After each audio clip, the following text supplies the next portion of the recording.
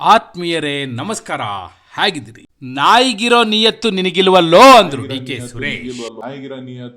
ಇದೇ ಮಾತನ್ನು ಹೇಳಿದ್ರು. ನಾನು ನಿಮಗೆ ವಿಡಿಯೋ ಪ್ಲೇ ಮಾಡಿ ತೋರಿಸ್ತೀನಿ. ಅಂದರೆ ಯಾವ ಲೆವೆಲ್ಲಿಗೆ ಹೋಗಿದೆ ಈ ಪಟ್ಟದ ಫೈಟ್, ಯಾವ ಹಂತಕ್ಕೆ ಇಳಿದಿದೆ ಅಂತ ಹೇಳಿ.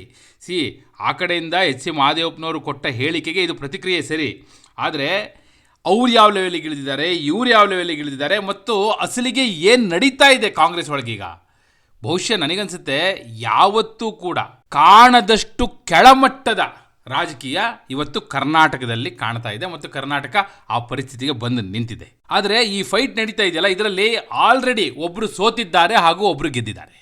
ನಾ ಹೇಗೆ ಅಂತ ಕೂಡ ಹೇಳ್ತೀನಿ, ವಿತ್ ರೀಸನ್ ಹೇಳ್ತೀನಿ. ಗೆದ್ದವ್ರು ಯಾರು, ಸೋತವ್ರು ಯಾರು ಅಂತ ಕೂಡ ಹೇಳ್ತೀನಿ. ಮತ್ತು ಇಲ್ಲಿಗೆ ಮುಗಿಲ್ಲ, ಗೆದ್ದಿದ್ದಾರೆ, ಸೋತಿದ್ದಾರೆ. ಯಾವುದನ್ನ? ಸೆಮಿಫೈನಲ್ನ. ಫೈನಲ್ ಏನಾಗುತ್ತೆ ಅದನ್ನು ಕೂಡ ಹೇಳ್ತೀನಿ, ಯಾವಾಗ ಅನ್ನುವ ಮುಹೂರ್ತವೂ ಕೂಡ ಫಿಕ್ಸ್ ಆಗಿದೆ. ನೋಡಿ, ಬಹಳ ಮುಖ್ಯವಾಗಿ ಈಗ ಹೈಕಮಾಂಡ್ ಕ್ಲಿಯರ್ ಮೆಸೇಜ್ ಕೊಟ್ಟಿದೆ. ಅದೇ ಕಾರಣಕ್ಕಾಗಿ ಈಗ ಈ ಲೆವೆಲ್ಗೆ ಇಳಿದಿದ್ದಾರೆ. ನೋಡಿ, ಫಾರಿನ್ ಟೂರ್ಗೂ ಕೂಡ ಯಾವುದೇ ಅಡೆತಡೆ ಇಲ್ಲ. ಹಾಗಾದರೆ ಕಾಂಗ್ರೆಸ್ಸಲ್ಲಿ ಏನು ನಡೀತಾ ಇದೆ, ಯಾಕೆ ಈಗ ಈ ಲೆವೆಲ್ಗೆ, ಈ ಕೆಳಮಟ್ಟಕ್ಕೆ ಇಳಿದಿದ್ದಾರೆ? ಇನ್ನು ಫ್ಯಾಕ್ಟ್, ಈ ಪೊಲಿಟಿಕಲ್ ಫೈಟಲ್ಲಿ ಗೆದ್ದಿರೋರು ಯಾರು, ಸೋತಿರೋರು ಯಾರು, ಮುಂದೆ ಫಿಕ್ಸ್ ಆಗಿರುವಂಥ ಮುಹೂರ್ತ ಯಾವುದು, ಹೈಕಮಾಂಡ್ ಕೊಟ್ಟಿರುವಂಥ ಮೆಸೇಜ್ ಏನು, ಏನಾಗ್ತಾ ಇದೆ, ಆ ಎಲ್ಲ ವಿವರಗಳನ್ನ ಕೊಡೋ ಸಲುವಾಗಿ ನಾನು ಬಂದಿದ್ದೇನೆ. ಆತ್ಮೀಯರೇ, ವಾರ್ತೆ ವಿಶೇಷ ಕಾರ್ಯಕ್ರಮಕ್ಕೆ ಸ್ವಾಗತ. ನಾನು ವೀರೇಂದ್ರ ಉಪ್ಪುಂದ. ನೋಡಿ, ಬಹುಶಃ ಕಾಂಗ್ರೆಸ್ನ ಇತಿಹಾಸದಲ್ಲಿ ಕಂಡು ಕೇಳರಿಯದಂತಹ ಅತ್ಯಂತ ಕೆಳಮಟ್ಟದ, ಕೀಳು ಮಟ್ಟದ ರಾಜಕಾರಣ ನಡೀತಾ ಇದೆ ಹಾಗೂ ಅದಕ್ಕೆ ಕರ್ನಾಟಕ ರಾಜ್ಯ ಸಾಕ್ಷಿಯಾಗಿದೆ. ಎಂಥ ಪರಿಸ್ಥಿತಿ ತಂದಿಟ್ರು ನೋಡ್ರಿ. ನೋಡಿ, ನಾನು ಹೇಳಿದೆ ನಾಯಿಗಿರೋ ನಿಯತ್ತು ನಿನಗಿಲ್ವಲ್ಲೋ ಅಂತ ಹೇಳಿದ್ರು ಡಿ ಕೆ ಸುರೇಶ್. ಇವತ್ತು ಸುದ್ದಿಗೋಷ್ಠಿ ನಡೆಸಿ ಹೇಳಿದಂಥ ಮಾತಿದು. ಅವ್ರು ಅಷ್ಟನ್ನೇ ಹೇಳಿಲ್ಲ, ಕಟ್ಟಾ ಕಾಂಗ್ರೆಸ್ಸಿಗರೆಲ್ಲರೂ ಕೂಡ ನಿಯತ್ತಿನ ನಾಯಿಗಳು ಅಂದರು.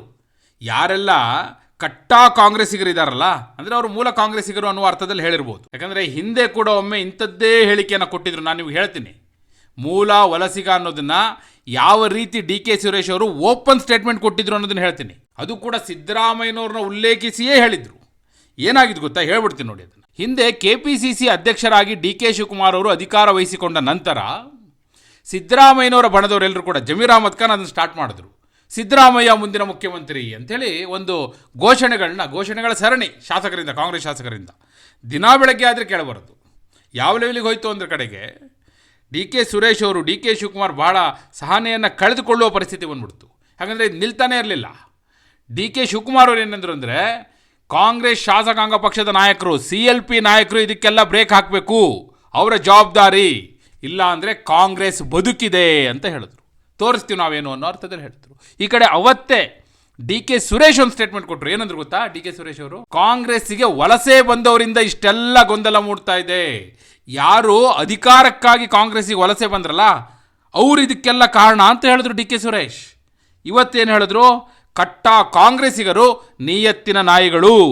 ಅದು ಬೀದಿ ನಾಯಿ ಆಗಿರಲಿ, ಮನೇಲಿ ಸಾಕಿರೋ ನಾಯಿ ಆಗಿರಲಿ, ಅವು ನಿಯತ್ತನ್ನು ಹೊಂದಿರುತ್ತೆ. ಮನೆಯ ಯಜಮಾನಿಗೆ ಮೋಸ ಮಾಡಲ್ಲ, ಋಣ ತೀರಿಸುತ್ತೆ ಅಂತ ಹೇಳಿದ್ರು. ಹಾಗೆ ಮುಂದುವರೆದು ಹೇಳ್ತಾರೆ ಅವರು, ನಿಯತ್ತಿನ ನಾಯಿ ಅನ್ನುವಂಥ ಮಾತಿದೆ. ಅಷ್ಟೇ ಅಲ್ಲ, ನಾಯಿಗಿರೋ ನಿಯತ್ತು ನಿನಗಿಲ್ವಲ್ಲೋ ಅಂತ ಹೇಳ್ತಾರೆ. ಇವೆಲ್ಲ ನಾವು ಕೇಳಿರುವಂಥ ಮಾತುಗಳು. ಅನ್ನೋ ಮಾತುಗಳನ್ನ ಹೇಳಿ ಏನು ಮೆಸೇಜ್ ಕೊಟ್ಟರು ಡಿ ಕೆ ಸುರೇಶ್?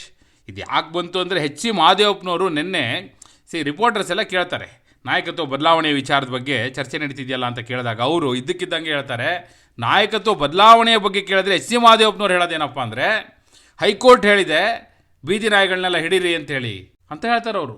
ಅರೆ, ನಾಯಕತ್ವ ಬದಲಾವಣೆಗೂ ಹೈಕೋರ್ಟ್ ಬೀದಿ ನಾಯಿನ ಹಿಡೀರಿ ಅಂತ ಹೇಳಿರೋದಕ್ಕೂ ಏನು ಸಂಬಂಧ ಅಂತ ಕೇಳಿದ್ರೆ, ಏನು ಸಂಬಂಧ ಅಂತ ನನಗೆ ಗೊತ್ತಿಲ್ಲ, ಅನಗತ್ಯ ಗೊಂದಲ ಸೃಷ್ಟಿ ಮಾಡಬೇಡಿ, ಹುಚ್ಚು ನಾಯಿಗಳೆಲ್ಲ ಕಡಿದ್ರೆ ರೇಬೀಸ್ ಬರುತ್ತೆ. ಇದೇ ಮಾತು ಹೇಳ್ತಾರೆ ಅವರು. ಹುಚ್ಚು ನಾಯಿಗಳೆಲ್ಲ ಕಡಿದ್ರೆ ರೇಬೀಸ್ ಬರುತ್ತೆ, ಅದರ ಬಗ್ಗೆ ಜಾಗೃತಿ ಮೂಡಿಸಿ, ಶಿವ ನಿಮಗೆಲ್ಲ ಒಳ್ಳೆಯದು ಮಾಡಲಿ ಅಂತ ಹೇಳ್ತಾರೆ.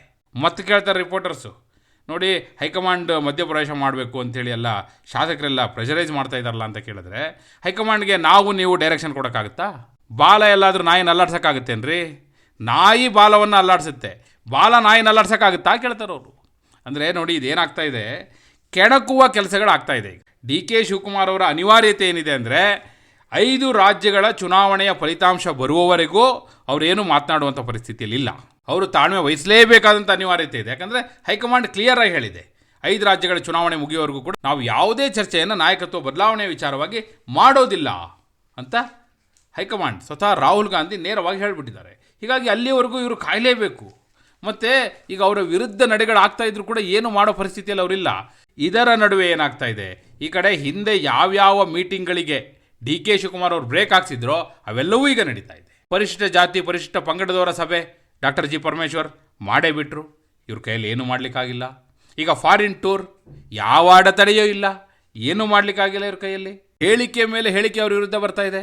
ಇನ್ಫ್ಯಾಕ್ಟ್ ಡಿ ಕೆ ಶಿವಕುಮಾರ್ ಬೆಂಬಲಿಗರಿಗೆ ನೋಟಿಸ್ ಜಾರಿ ಆಯಿತು, ಆದರೆ ಯತೀಂದ್ರ ಅವರಿಗೆ ಯಾವುದೇ ನೋಟಿಸ್ ಜಾರಿ ಆಗಿಲ್ಲ. ಅವರು ಸಿದ್ದರಾಮಯ್ಯನವರೇ 5 ವರ್ಷ ಮುಖ್ಯಮಂತ್ರಿ ಅಂತ ಹೇಳಿದ್ರು, ಏನೂ ಮಾಡಲಿಕ್ಕಾಗಿಲ್ಲ. ಅಂದರೆ ಯಾವ ರೀತಿ ಆಗ್ತಾಯಿದೆ ಸ್ಪಷ್ಟವಾಗಿ ನಿಮಗೆ ಕಾಣಿಸ್ತಾ ಇದೆ. ಇವೆಲ್ಲವೂ ಕೂಡ ಸಿದ್ದರಾಮಯ್ಯನವ್ರ ದಾಳಗಳು. ಯತೀಂದ್ರ ಮಾತು ಸಿದ್ದರಾಮಯ್ಯನವ್ರ ದಾಳ, ಎಚ್ ಸಿ ಮಹದೇವಪ್ಪನವರ ಹೇಳಿಕೆ ಸಿದ್ದರಾಮಯ್ಯನವ್ರ ದಾಳ, SC ST ಸಮುದಾಯದವರ ಸಭೆ ಸಿದ್ದರಾಮಯ್ಯನವ್ರ ದಾಳ, ಫಾರಿನ್ ಟೂರ್ ಸಿದ್ದರಾಮಯ್ಯನವ್ರ ದಾಳ. ಡಿ ಕೆ ಶಿವಕುಮಾರ್ ಅವರು ಏನು ಚೆಸ್ಗೆ ಮಾಡೋಕ್ಕಾಗ್ತಾ ಇದೆ.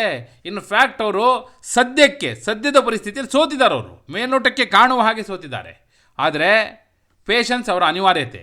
ಈ ಸೋಲು ಮುಂದೆ ಗೆಲುವಿನ ಮೆಟ್ಟಿಲು ಮಾಡಿಕೊಳ್ಳೋಣ ಅನ್ನುವ ಅಂದಾಜಿನಲ್ಲಿ ಸೋತರೂ ಸುಮ್ಮನಿದ್ದಾರೆ. ನೋಡಿ, ಇದೇ ಡಿ ಕೆ ಶಿವಕುಮಾರ್ ಅವರು ವಿಧಾನಸಭೆಯಲ್ಲಿ ನಿಂತು ಒಂದು ಮಂಕುತಿಮ್ಮನ ಕಗ್ಗ ಹೇಳಿದರು. ಏನು ಹೇಳಿದ್ರು ಗೊತ್ತಾ? ಎದ್ದೆದ್ದು ಬೀಳುತ್ತಿಹೆ, ಗುದ್ದಾಡಿ ಸೋಲುತ್ತಿಹೆ. ನೋಡಿ, ಆಗ ಇವರು ಇದನ್ನು ಕುಮಾರಸ್ವಾಮಿ ಅವರಿಗೆ ಹೇಳಿದರು. ನೀವು ಭಾಳ ಅದರ ಅರ್ಥವನ್ನು ಸೂಕ್ಷ್ಮವಾಗಿ ಗಮನಿಸಿ, ಗೊತ್ತಾಗುತ್ತೆ. ಎದ್ದೆದ್ದು ಬೀಳುತ್ತಿಹೆ, ಗುದ್ದಾಡಿ ಸೋಲುತ್ತಿಹೆ, ಗದ್ದಲವ ತುಂಬಿ ಪ್ರಸಿದ್ಧನಾಗುತ್ತಿಹೆ, ಉದ್ಧರಿಸುವೆನು ಜಗವನ್ನೆನ್ನುತ್ತಿಹ ಸಕನೆ, ನಿನ್ನುದ್ಧಾರವೆಷ್ಟಾಯಿತೋ ಮಂಕುತಿಮ್ಮ ಅಂಥೇಳಿ. ಇವತ್ತು ಡಿ ಕೆ ಶಿವಕುಮಾರ್ ಅವರ ಪರಿಸ್ಥಿತಿ ಅದೇ ಆಗಿದೆ. ಎದ್ದೆದ್ದು ಬೀಳ್ತಾ ಇದ್ದಾರೆ, ಗುದ್ದಾಡಿ ಸೋಲ್ತಾ ಇದ್ದಾರೆ, ಆದರೆ ಗದ್ದಲ ತುಂಬತಾನೆ ಇದ್ದಾರೆ.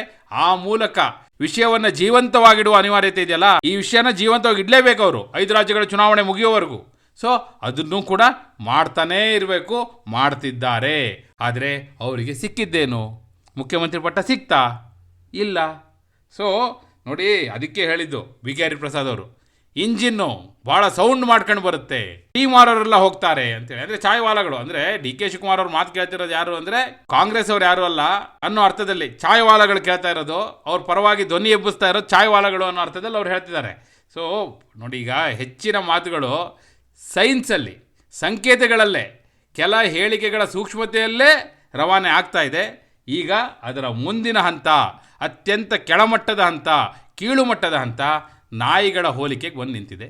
ಮುಂದೆ ಏನು ಕಿತ್ತಾಡ್ತಾರೋ, ಯಾರು ಕಚ್ಚಾಡ್ತಾರೋ, ಕರ್ನಾಟಕ ರಾಜ್ಯಕ್ಕೆ ಇದು ಅಗತ್ಯ ಇತ್ತು. ಹೈಕಮಾಂಡ್ ಕೊಟ್ಟಿರೋ ಮೆಸೇಜ್ 5 ರಾಜ್ಯಗಳ ಚುನಾವಣೆಯ ನಂತರ ಡಿ ಕೆ ಶಿವಕುಮಾರ್ ಅವರ ಅನಿವಾರ್ಯತೆ, ಅಲ್ಲಿಯವರೆಗೂ ಕಾಯೋದು, ಸಿದ್ದರಾಮಯ್ಯನವರ ಆಟ, ಇದರ ನಡುವೆ ಆಡ್ಕೊಳ್ಳೋದು. ಇದೆಲ್ಲದರ ಫಲಿತಾಂಶ ಕರ್ನಾಟಕದ ಮಾನ ಹರಾಜ್ ಅಲ್ವಾ?